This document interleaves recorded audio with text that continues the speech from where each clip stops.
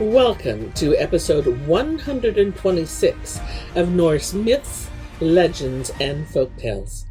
My name is MyLinda Butterworth, and today we find out how the youngest brother, Boots, outsmarted his two older brothers and gained 3 golden apples and the hand of the princess in The Princess on the Glass Hill. Once on a time there was a man who had a meadow which lay high up on the hillside, and in the meadow was a barn which he had built to keep his hay in. Now I must tell you, there hadn't been much in the barn for the last year or two, for every St. John's night, when the grass stood greenest and deepest, the meadow was eaten down to the very ground the next morning, just as if a whole drove of sheep had been feeding on it overnight. This happened once, and it happened twice. So at last the man grew weary of losing his crop of hay and said to his sons, for he had 3 of them, and the youngest was nicknamed Boots, of course, that now one of them must go to sleep in the barn in the outlying field when St. John's night came, for it was too good a joke that his grass should be eaten root and blade this year, as it had been the last 2 years. So whichever of them went must keep a sharp lookout. That was what their father said. Well, the eldest son was ready to go and watch the meadow. Trust him for looking after the grass. It shouldn't be his fault if man or beast or the fiend himself got a blade of grass. So when evening came, he set off to the barn and lay down to sleep. But a little on in the night came such a clatter and such an earthquake that walls and roof shook and groaned and creaked. Then up jumped the lad and took to his heels as fast as ever he could, nor dared he once look round till he reached home. And as for the hay, why, it was eaten up this year, just as it had been twice before. The next St. John's night, the man said again, it would never do to lose all the grass in the outlying field year after year in this way. So one of his sons must just trudge off to watch it, and watch it well, too. Well, the next oldest son was ready to try his luck. So he set off and lay down to sleep in the barn as his brother had done before. But as the night wore on, there came on a rumbling and quaking of the earth, worse even than that of the last St. John's night. When the lad heard it, he got frightened and took to his heels as though he were running a race. Next year, the turn came to Boots, but when he made ready to go, the other 2 began to laugh and to make game of him, saying, "You're just the man to watch the hay, that you are. You have done nothing all your life but sit in the ashes and toast yourself by the fire." But Boots did not care a pin for their chattering, and stumped away as evening grew on, up the hillside to the outlying field. There he went inside the barn and lay down. But in about an hour's time, the barn began to groan and creak, so that it was dreadful to hear. "Well," said Boots to himself, "if it isn't worse than this, I can stand it well enough." A little while after came another creak and an earthquake, so that the litter in the barn flew about the lad's ears. "Oh," said Boots to himself, "if it isn't worse than this, I dare say I can stand it out." But just then came a third rumbling and a third earthquake, so that the lad thought walls and roof were coming down on his head, but it passed off, and all was still as death about him. "It'll come again, I'll be bound," thought Boots. But no, it didn't come again. Still it was, and still it stayed. But after he had lain a little while, he heard a noise, as if a horse were standing just outside the barn door and cropping the grass. He stole to the door and peeped through a chink, and there stood a horse feeding away, so big and fat and grand a horse Boots had never set eyes on.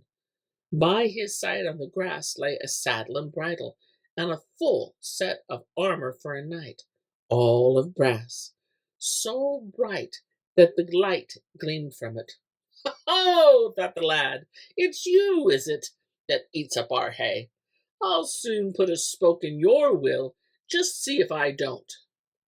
So he lost no time, but took the steel out of his tinder box and threw it over the horse. Then it had no power to stir from the spot. It became so tame that the lad could do what he liked with it. So he got on its back and rode off with it to a place which no one knew of, and there he put up the horse. When he got home, his brothers laughed and asked how he had fared. "You didn't lie long enough in the barn, even if you had the heart to go so far as the field."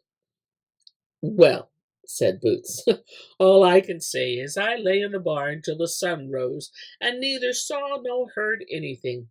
I can't think what there was in the barn to make both of you so afraid." "A pretty story," said his brother, "but we'll soon see how you have watched the meadow." So they set off, but when they reached it, there stood the grass as deep and thick as it had been overnight. Well, the next St. John's Eve it was the same story over again. Neither of the elder brothers dared to go out to the outlying field to watch the crop. But Boots, he had the heart to go, and everything happened just as it had happened the year before. First a clatter and an earthquake, then a greater clatter and another earthquake, and so on a third time. Only this year the earthquakes were far worse than the year before. Then all at once everything was as still as death, and the lad heard how something was cropping the grass outside the barn door. So he stole to the door and peeped through a chink, and what do you think he saw? Why, another horse standing right up against the wall and chewing and chomping with might and main. It was far finer and fatter than that which came the year before, and it had a saddle on its back and a bridle on its neck, and a full suit of mail for a knight lay by its side, all of silver, and as grand as you could wish to see. "Ho, ho!" said Boots to himself. "It's you that gobbles up our hay, is it? I'll soon put a spoke in your wheel." And with that he took the steel out of his tinder box and threw it over the horse's crest, which stood as still as a lamb. Well, the lad rode this horse too to the hiding place where he kept the other one, and after that he went home. "I suppose you'll tell us," said one of the brothers. "There's a fine crop this year too up in the hayfield." "Well, so there is," said Boots, and off ran the others to see. And there stood the grass, thick and deep, as it was the year before, but they didn't give Boots softer words for all that. Now, when the third St. John's Eve came, the two elder brothers still hadn't the heart to lie out in the barn and watch the grass, for they had got so scared at heart the nights they lay there before that they couldn't get over the fright. But Boots, he dared to go. And to make very long story short, the same thing happened this time as had happened twice before. 3 earthquakes came, one after the other, each worse than the one which went before, and when the last came, the lad danced about with the shock from one barn wall to the other. After that, all at once, it was as still as death. Now, when he had laid a little while, he heard something tugging away at the grass outside the barn. So he stole again to the door chink and peeped out, and there stood a horse close outside, far, far bigger and fatter than the two he had taken before. "Ho, ho!" said the lad to himself. "It's you, is it, that comes here eating up our hay? I'll soon stop that. I'll soon put a spoke in your wheel." So he caught up his steel and threw it over the horse's neck, and in a trice it stood as if it were nailed to the ground, and Boots could do as he pleased with it. Then he rode off with it to the hiding place where he kept the other two, and then went home. When he got home, his two brothers made game of him as they had done before, saying they could see he had watched the grass well, for he looked for all the world as if he were walking in his sleep, and many other spiteful things they said. But Boots gave no heed to them, only asking them to go and see for themselves. And when they went, there stood the grass, as fine and deep this time as it had been twice before.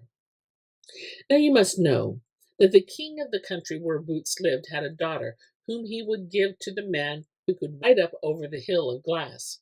For there was a high, high hill, all of glass, as smooth and slippery as ice, close by the king's palace. Upon the tip top of the hill, the king's daughter was to sit with 3 golden apples in her lap, and the man who could ride up and carry off the 3 golden apples was to have half the kingdom and the princess to wife. This the king had struck upon at the church doors in his realm, and had given it out in many other kingdoms besides. Now, this princess was so lovely that all who set eyes on her fell over head and ears in love with her, whether they would or no. So I needn't tell you how all the princes and knights who heard of her were all eager to win her to wife, and half the kingdom besides, and how they came riding from all parts of the world on high prancing horses, and clad in the grandest clothes. For there wasn't one of them who hadn't made up his mind that he, and he alone, was to win the princess. So when the day of trial came, which the king had fixed, there was such a crowd of princes and knights under the glass hill that it made one's head whirl to look at them, and everyone in the country who could even crawl along was off to the hill, for they were all eager to see the man who was to win the princess. So the 2 elder brothers set off with the rest. But as for Boots, they said outright he shouldn't go with them, for he were seen with such a dirty changeling, all begrimed with smut from cleaning their shoes and sifting cinders in the dust hole. They said folks would make game of them. "Very well," said Boots. "It's all one to me. I can go alone and stand or fall by myself." Now, when the 2 brothers came to the hill of glass, the knights and princes were all hard at it, riding their horses till they were all in a foam. But it was all no good, by my troth, for as soon as ever the horses set foot on the hill, down they slipped, and there wasn't one who could get a yard or 2 up. And no wonder, for the hill was as smooth as a sheet of glass, and as steep as a house wall. But all were eager to have the princess and half the kingdom. So they rode and slipped and rode, and still it was the same story over again. At last, all their horses were so weary that they could scarce lift a leg, and in such a sweat that the lather dripped from them. And so the knights had to give up trying any more. So the king was just thinking that he would proclaim a new trial for the next day, to see if they would have better luck, when all at once a knight came riding up in so brave a steed that no one had ever seen the like of it in all their born days. And the knight had mail of brass, and the horse a bit in his mouth, so bright that the sunbeams shone from it. Then all the others called out to him he might just as well spare himself the trouble of riding at the hill, for it would lead to no good. But he gave no heed to them, and put his horse at the hill, and he went up like nothing for a good way, about a third of the height. And when he had got so far, he turned his horse around and rode down again. So lovely a night the princess thought she would have never seen yet, and while he was riding, she sat and thought to herself, would to heaven he might only come up and down the other side. And when she saw him turn back, she threw down one of the golden apples after him, and it rolled down into his shoe. But when he got to the bottom of the hill, he rode off so fast that no one could tell what had become of him. That evening, all the knights and princes were to go before the king, that he who had ridden so far up the hill might show the apple which the princess had thrown. But there was no one who had anything to show. One after the other, they all came, but not a man of them could show the apple. At even, the brothers of Boots came home too, and had such a long story to tell about the riding up the hill. First of all, they said, there was not one of the whole lot who could get so much as a stride up. But at last came one who had a suit of brass mail and a brass bridle and saddle, all so bright that the sun shone from them a mile off. He was a chap to ride just. He rode a third of the way up the hill of glass, and he could easily have ridden the whole way up, if he chose. But he turned around and rode down, thinking maybe that was enough for once. Oh, I should have liked to have seen him, that I should, said Boots, who sat by the fireside, stuck his feet into the cinders as he was wont. Oh, said his brothers, you would you? You look fit to keep company with such high lords. Nasty beast that you are, sitting there amongst the ashes. Next day, the brothers were all setting off again, and Boots begged them this time, too, to let him go with them and see the riding. But no, they wouldn't have him at any price. He was too ugly and nasty, they said. Well, well, said Boots, if I go at all, I must go by myself. I'm not afraid. So when the brothers got to the hill of glass, all the princes and knights began to ride again, and you may fancy that they had taken to shoe their horses sharp, but it was no good. They rode and slipped and rode, just as they had done the day before, and there was not one who could get so far as a yard up the hill. And when they had worn out their horses so that they could not stir a leg, they were all forced to give up as a bad job. So the king thought he might as well proclaim that the riding should take place the day after, for the last time, just to give them one chance more. But all at once it came across his mind that he might as well wait a little longer to see if the knight in brass mail would come this day too. Well, they saw nothing of him, but all at once came one riding on a steed far, far braver and finer than that on which the knight in brass had ridden, and he had silver mail and a silver saddle and bridle, all so bright that the sunbeams gleamed and glanced from them far away. Then the others shouted out to him again, saying he might as well hold hard and not try to ride up the hill, for all his trouble would be thrown away. But the knight paid no heed to them, and rode straight at the hill, and right up it till he had gone 2/3 of the way, and then he wheeled his horse around and rode down again. To tell the truth, the princess liked him still better than the knight in brass, and she sat and wished he might only be able to come right up to the top and turn the other side. But when she saw him turning back, she threw the second apple after him, and it rolled down and fell into his shoe. But as soon as ever he had come down from the hill of glass, he rode off so fast that no one could see what became of him.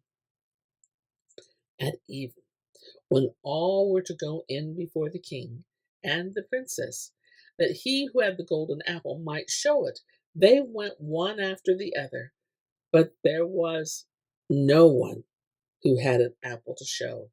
And the two brothers, as they had done on the former day, went home and told how things had gone, and how all had ridden at the hill, and none got up. "But last," they said, "came one in silver suit, and his horse had a silver saddle and a silver bridle. He was just a chap to ride, and he got 2/3 of the hill and then turned back. He was a fine fellow, and no mistake." And the princess threw the second gold apple to him.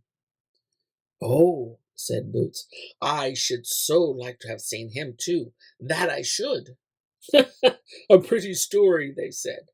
"Perhaps you think his coat of mail was as bright as the ashes you are always poking about and sifting, you nasty, dirty beast." The third day everything happened as it had happened the 2 days before. Boots begged to go and see the sight, but the two wouldn't hear of his going with him. When they got to the hill, there was no one who could get so much as a yard up it, and now all waited for the knight in silver mail, but they neither saw nor heard of him. At last came one riding on a steed so brave that no one had ever seen his match, and the knight had a suit of golden mail, and a golden saddle and bridle so wondrous bright that the sunbeams gleamed from them a mile off. The other knights and princes could not find time to call out to him, nor to try his luck, for they were amazed to see how grand he was. So he rode right at the hill and tore it like nothing, so that the princess hadn't even time to wish that he might get up the whole way. As soon as ever he reached the top, he took the third golden apple from the princess's lap, and then turned his horse and rode down again. As soon as he got down, he rode off at full speed and was out of sight in no time. Now, when the brothers got home at eve, you may fancy what long stories they told, how the riding had gone off that day, and amongst other things, they had a deal to say about the knight in golden mail. "He was just a chap to ride," they said. "So grand a knight isn't to be found in the whole world." "Oh," said Boots, "I should so like to have seen him, that I should." "Oh," said his brothers, "his mail shone a deal brighter than the glowing coals which you are always poking and digging at, nasty, dirty beast that you are." Next day, all the knights and princes were to pass before the king and the princess. It was too late to do so the night before. I suppose that he who had the golden apple might bring it forth, but one came after another. First the princess, then the knights, and still no one could show the golden apple. "Well," said the king, "someone must have it, for it has something we all saw with our own eyes, how a man came and rode up and bore it off." So he commanded that every man who was in the kingdom should come up to the palace and see if they could show the apple. Well, they had all come one after another, but no one had the golden apple. And after a long time, the two brothers of Boots came. They were the last of all, so the king asked them if there was no one else in the kingdom who hadn't come. "Oh, yes," said they. "We have a brother, but he never carried off the golden apple. He hasn't stirred out of the dust hole on any of the 3 days." "Never mind," said the king. "He may as well come up to the palace like the rest." So Boots had to go up to the palace. "How now," said the king, "have you got the golden apple? Speak out." "Yes, I have," said Boots. "Here is the first, and here is the second, and here is the third too." And with that he pulled all 3 golden apples out of his pocket, and at the same time threw off his sooty rags, and stood before them in his gleaming golden mail. "Yes," said the king, "you shall have my daughter, and half my kingdom, for you well deserve both her and it." So they got ready for the wedding, and Boots got the princess to wife, and there was great merrymaking at the bridal feast. You may fancy, for they could all be merry, though they couldn't ride up the hill of glass. And all I can say is, if they haven't left off their merrymaking yet, what? They're still at it. And here's where I end my tale for today. But I'll be back with more tales. Many more tales. Until then, my friends, enjoy the journey.